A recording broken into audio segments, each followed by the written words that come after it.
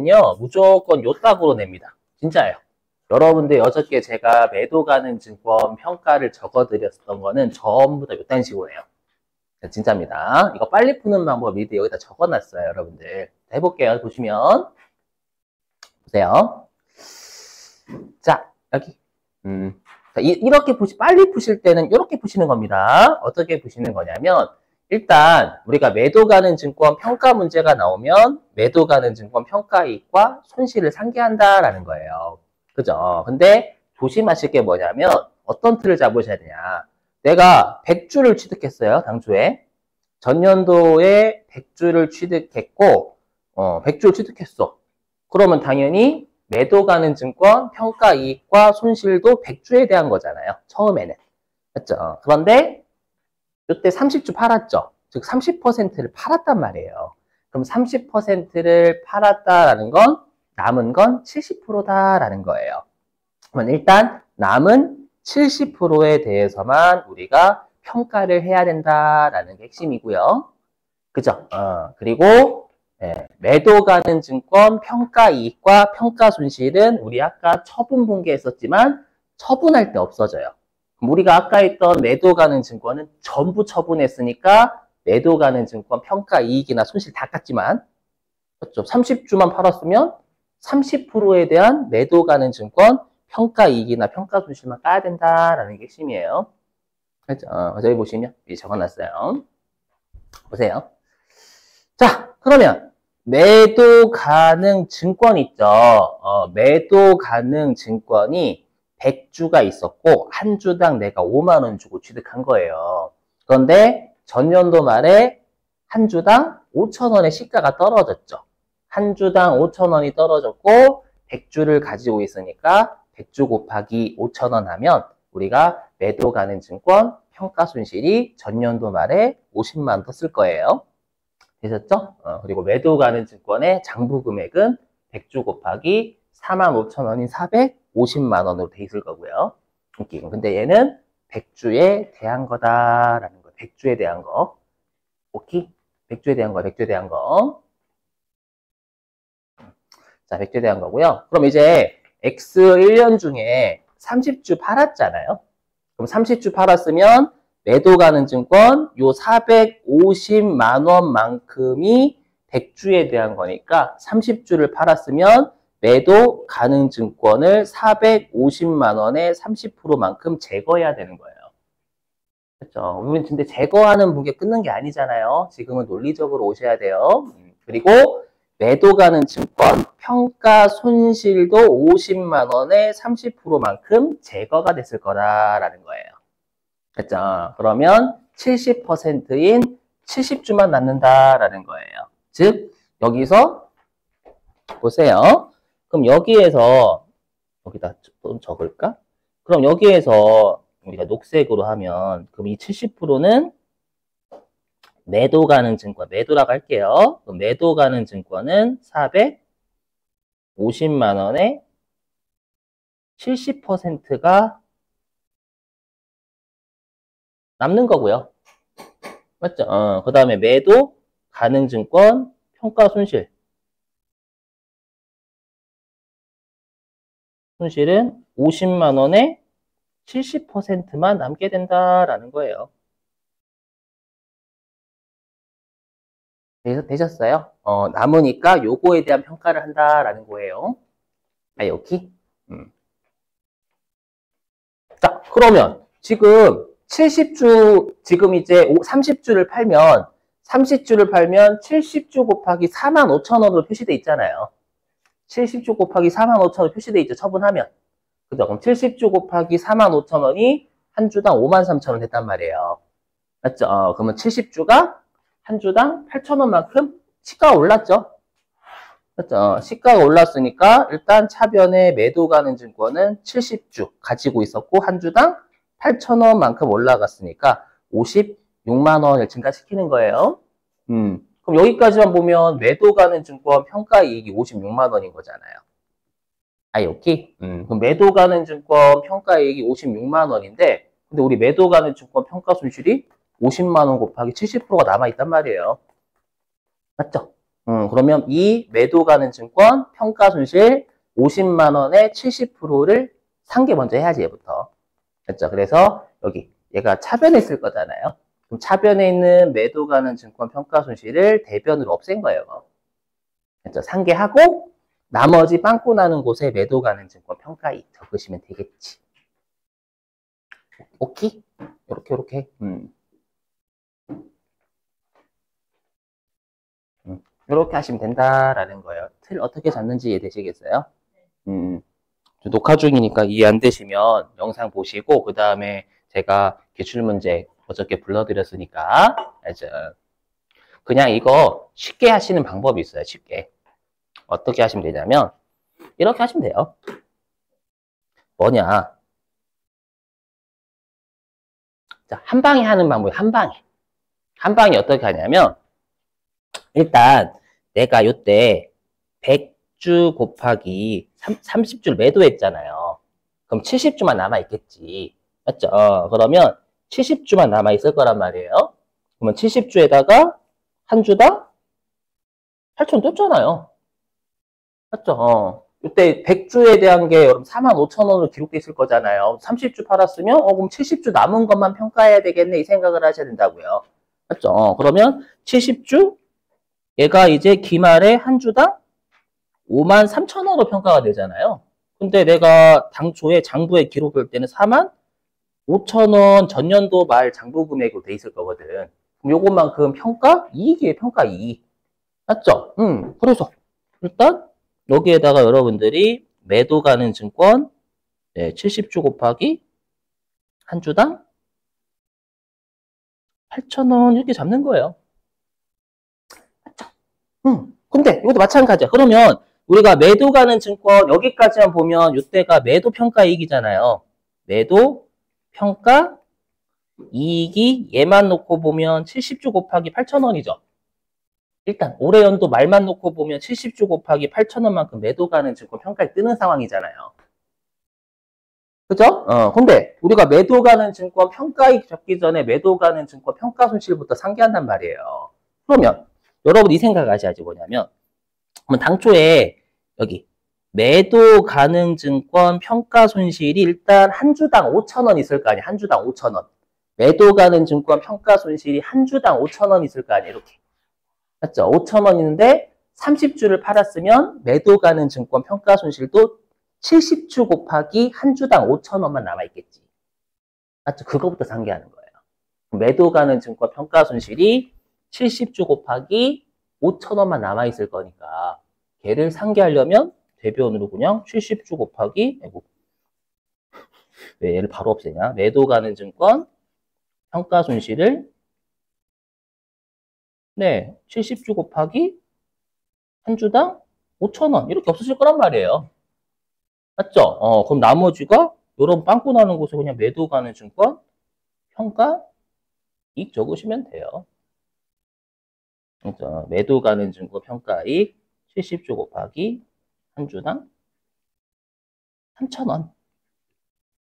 그렇죠? 자, 들어보세요. 여러분들 우리가 매도 가능 증권 평가 이익 있잖아요. 매도 가능 증권 평가 이익이나 평가 손실은 기타 포괄 손익 누계이죠. 누적이란 말이야, 누적. 그러면 결론부터 말씀드리면 이 3,000원이 어떻게 나오냐면 내가 한 주당 5만 원 주고 취득했죠. 맞죠? 내가 어떤 회사의 주식을 장기 투자를 5만 원 주고 취득했다가 45,000원 떨어졌어.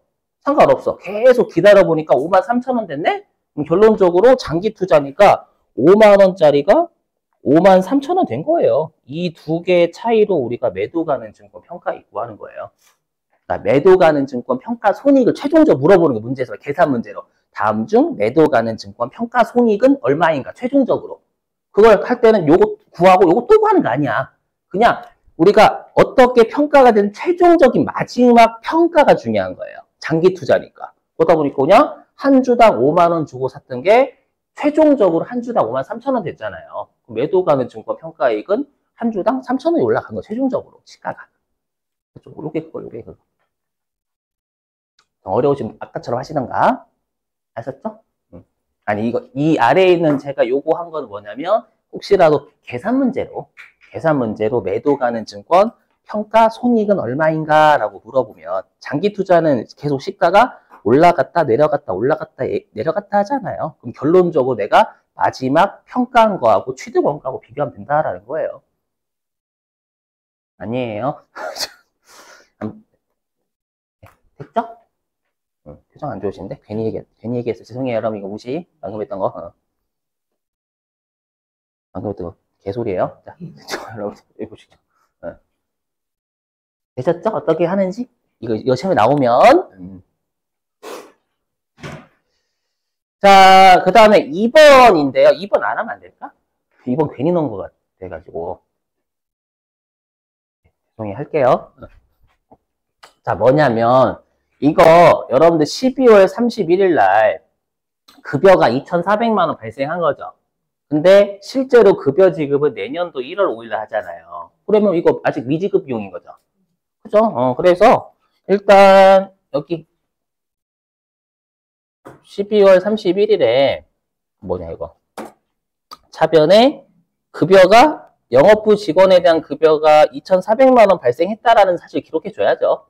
그죠? 근데 실제 돈은 안 나갔으니까 미지급 비용. 그죠? 요게 12월분 귀속급여 2,400만 원 분기한 거예요. 네, 되셨어요? 이렇게. 자, 그거고, 물론 미지급금 쓰셔도 되는데, 뭐 가급적이면 미지급 비용 추천. 자, 그 다음에 여기 12월 1일에 지급한 영업부 임차료에는 2000X2년 귀속분이 포함되어 있대요. 그럼 우리 기억나실지 모르겠지만 수익 비용은 단기 개념이에요. 그럼 단기 개념이다라는 건 이건 내년도 거잖아요. 내년도 거니까 임차료를 취소하라는 얘기예요. 취소하고 그럼 먼저 지급한 올해 연도 말 입장에서는 내년도 330만 원 먼저 지급한 임차료가 있다라는 뜻이잖아요. 그렇죠? 그럼 이 말은 임차료 취소하고 선급비용 잡으라라는 뜻이에요. 그렇죠? 괜히 이거 해가지고 되시겠죠? 무슨 말인지? 네, 그래서 이거는 대변에 임차료를 취소하고 330만 원 취소하고 선급비용 잡으세요 라는 뜻입니다요. 넘어가도 될까요? 요거.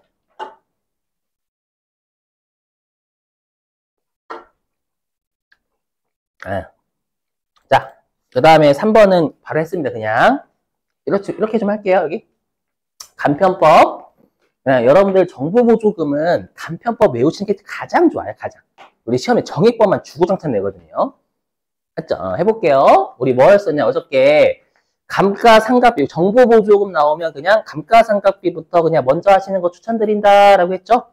그랬을 때 우리 어저께 정보보조금 있었을 때 감가상각비는 뭐냐면 순수한 네 돈 가지고 취득한 돈으로 감가상각을 해야 그게 진정한 감가상각비다라는 거예요. 정부한테 보조받은 건 네 돈 쓴 거 아니다라는 거니까 네 돈 쓴 것만 비용 처리하라라는 거예요. 그러면 지금 내 돈 쓴 건 얼마예요? 정부한테 2,400만 원 보조받아서 3,000만 원 주고 샀으니까 내 돈 태운 건 600인 거잖아요. 그렇죠? 그래서 여기 600만 원이 출발점 되셨어요? 물론 잔존 가치가 없어가지고 빼기 0. 그렇죠? 그리고 나누기 5년. 근데 지금 9월 1일 날 취득했다라고 했으니까 12분의 4 해야죠. 요거 이렇게 구하시는 게 제일 빨라요. 그렇죠? 그 다음에 2번이 뭐였냐면 우리가 정보보조금 정액법은 간편법 쓴다라고 했죠. 어저께. 간편법이 뭐였냐면 그냥 정보보조금을 내용연수로 나누면 된다라고 했어요. 어저께 꼭 외워주셔야 돼. 정보보조금을 내용연수로 나눠요. 여기죠. 정보보조금 2,400만 원을 5년으로 나누면 이게 정보보조금 1년치 깔 거예요. 이거는 1년이 아니라 지금 4개월치만 까야지. 맞죠? 그래서 4개월치만 까야 되니까 다시 12분의 4. 이렇게. 어저께 복습하셨으면 무슨 말인지 아실 거고 복습 안 하셨으면 뭔 소리지 라고 까먹으셨을 거예요. 이게 하루 만에 까먹게 돼 있어. 알죠? 이렇게 이게 정부분 깔끔해. 그렇죠? 빵꾸 나는 곳에 무조건 감가상각 누계 적으시면 된다라고 했죠. 왜냐 우리 어저께 감가상각 누계액은 전체 취득원가에서 차감하는 형식으로 표시했으니까 전체 취득원가에서.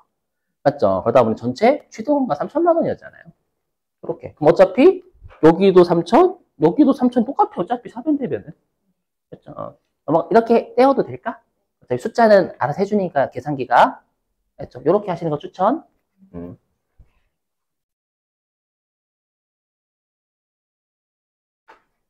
자, 이제 4번이에요. 그럼 4번은 뭐냐면 여기요. 자, 이거 조심해야 돼. 한국말 해석이 한국말. 조선말. 네, 저도 처음에 이거 조선말 해석 못해가지고 틀렸거든. 그래서 요거 넘어갔어. 뭐냐면 여기 영업권이요. 손상차손 요건을 충족한대요. 우리가 어저께 무형자산은 손상이 되면 차변의 무형자산 손상차손 그죠? 그다음 대변에 해당 무형자산을 직접 한다라고 했죠. 일반적으로. 맞죠? 그럼 100만 원 까는 거예요? 아니에요. 왜?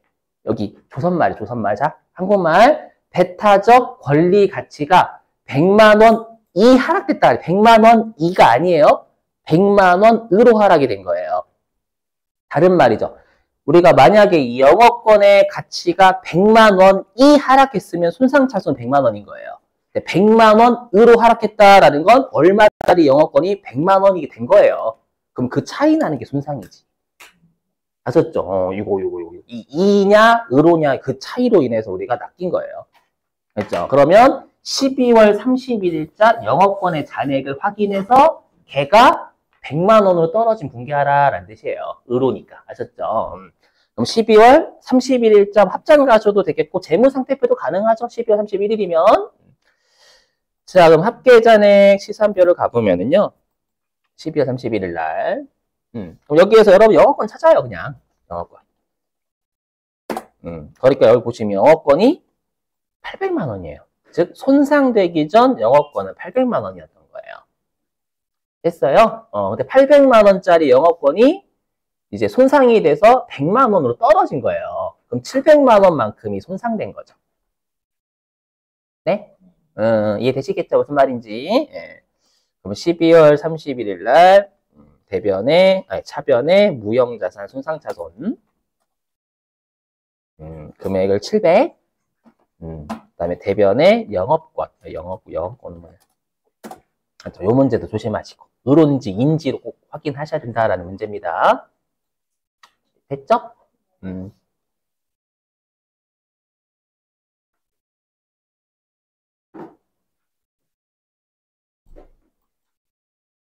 자, 이제 8페이지.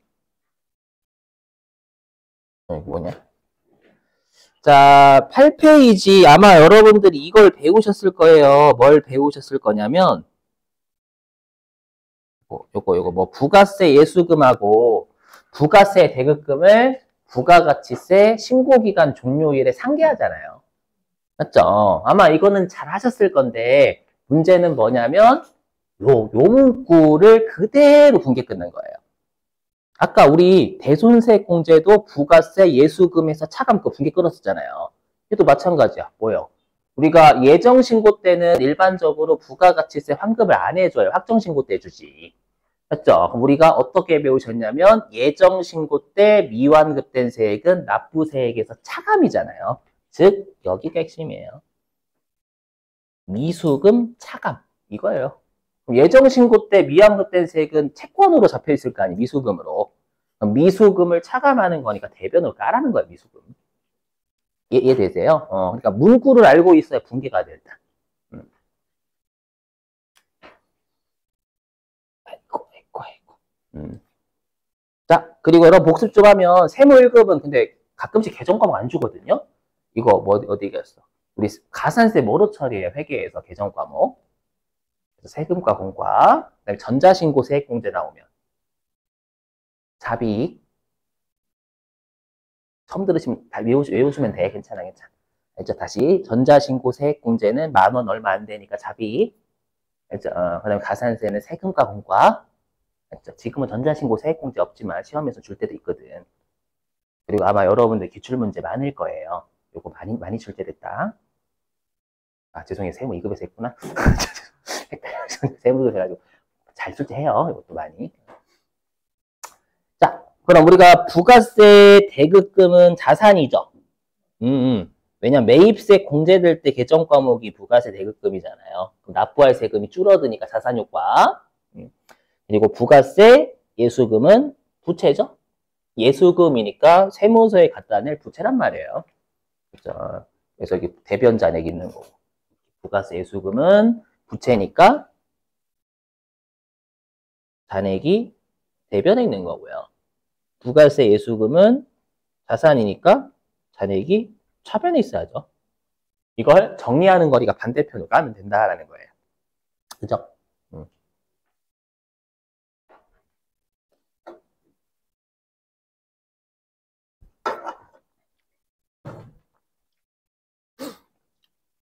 해볼게요. 돈 지우고.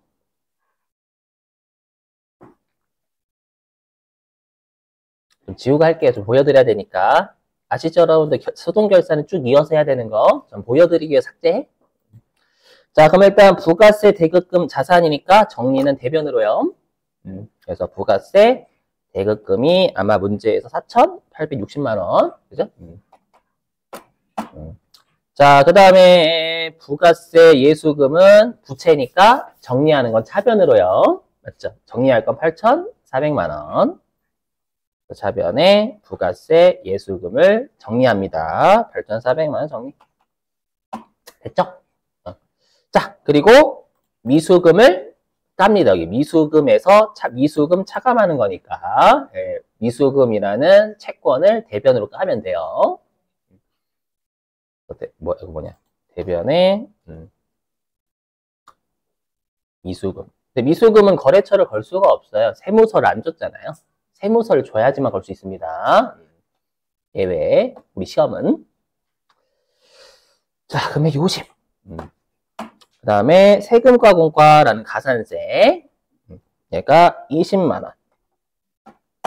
그럼 여러분들 조심하실 게 요거 미지급 세금, 이게 납부 세금인지 환급 세금인지는 계산할 수 있으셔야 돼요. 그죠? 이건 누가 봐도 부가세 예수금 매출세액이 더 커요.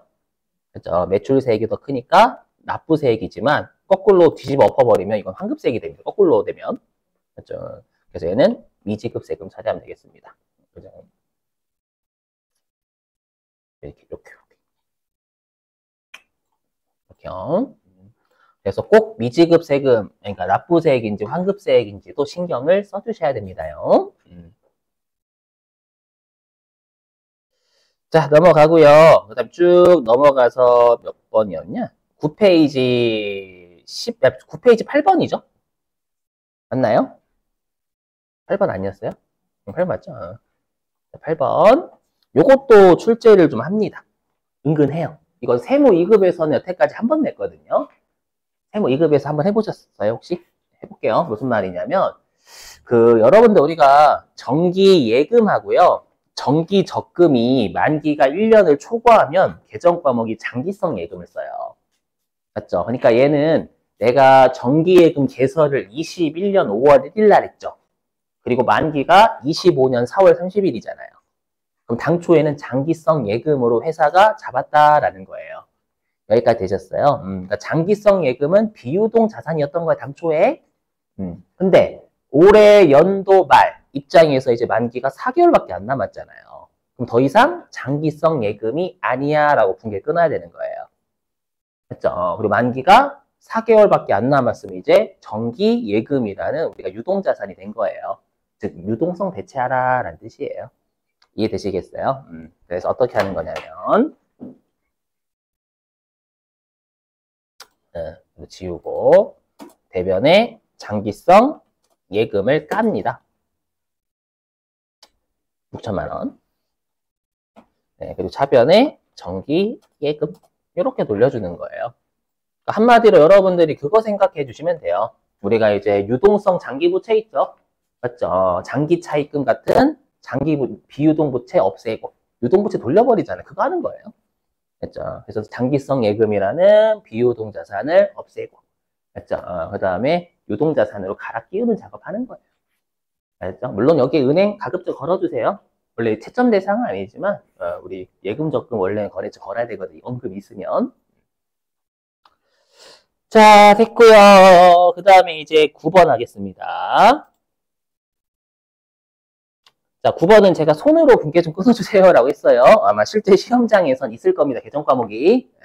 자, 뭐냐면 우리가 유형자산의 손상인데 이거를 한번 출제한 적이 있어요. 근데 우리가 손상이다라는 건 뭐라고 했냐면 여기 아이고 손상. 손상은 손상 전 장부금액.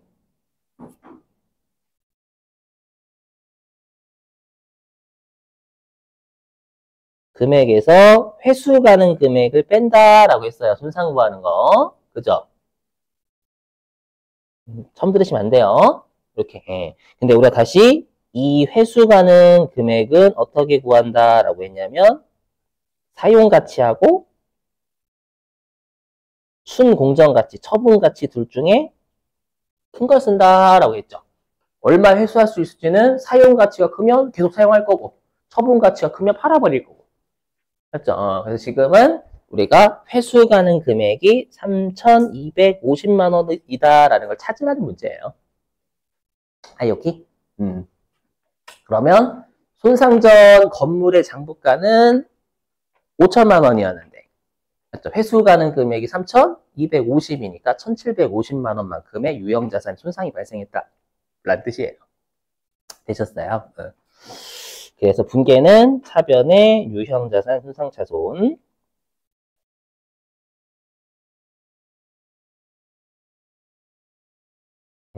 1,750만 원 대변의 손상차손 누계 얘는 간접 차감한다라고 했죠, 여러분들.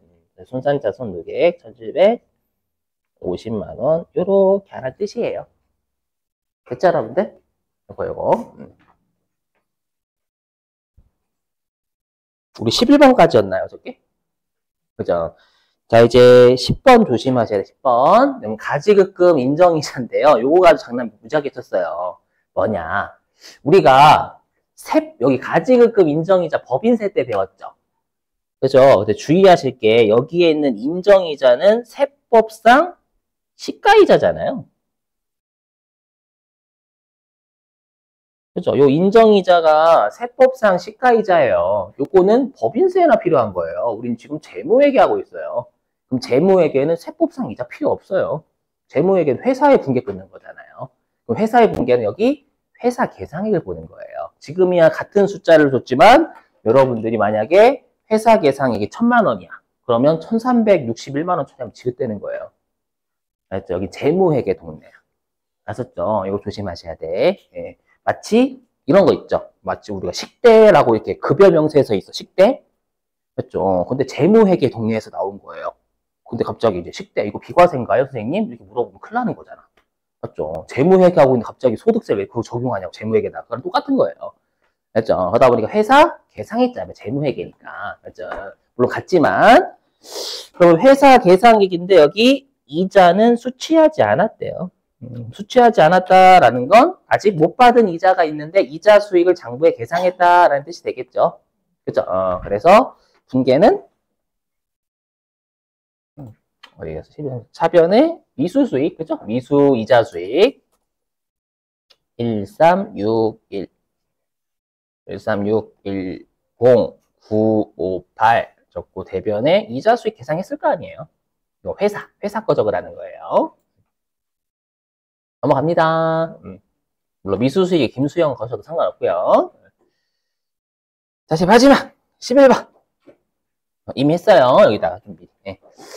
자, 우리 12월 31일 날 법인세 등을 차변에 적고 대변으로 선납세금 정리해서 네, 우리가 미지급 세금 같은 거 잡는 거죠. 그죠? 근데 지금은 우리가 법인세를 안 주는 거예요. 세무 1급은 법인세 일반적으로 안 줍니다. 왜냐면 계산하라라는 거예요. 맞죠? 그래서 여기 보시면 과세 표준이 3억이잖아요.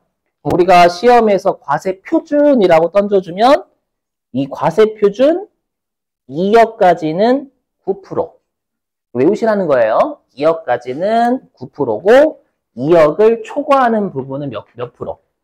19% 그거 쓰라라는 거예요. 맞죠? 그럼 법인세 비용을 계상하면 법인세 비용은 지금 과세 표준이 3억이잖아요. 3억이니까 2억까지는 9%. 그죠? 그리고 2억을 초과하는 게 1억이잖아요. 1억에 대해서는 19%게 법인세 비용이에요. 근데 우리는 법인세 비용에다가 법인 지방소득세까지 더한 게 법인세 등이죠. 맞죠? 그래서 여기 2억 곱하기 9% 더하기 1억 곱하기 19% 요게 의미하는 게 법인세 산출세액이에요. 이 산출세액에 무조건 10%를 내야 돼, 법인은 지방소득세로. 맞죠? 그러다 보니까 여기 이게 법인세 산출세액입니다. 요게 법인세 산출세액이에요. 정확하게는.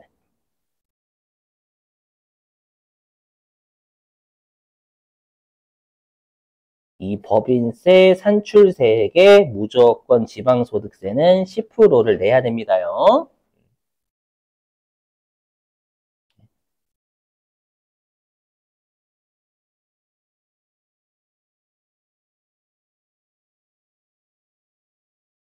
이게 무조건 10%를 지방소득세로 내야 돼요. 이 두 개를 더하면 아마 4,070만 원 나올 겁니다. 계산기 두드리시면 되죠. 근데 여기 아래에 선납세금으로 중간 예납했을 때 선납세금 차변으로 했을 거 아니에요. 그럼 대변으로 정리하라는 거죠. 선납세금.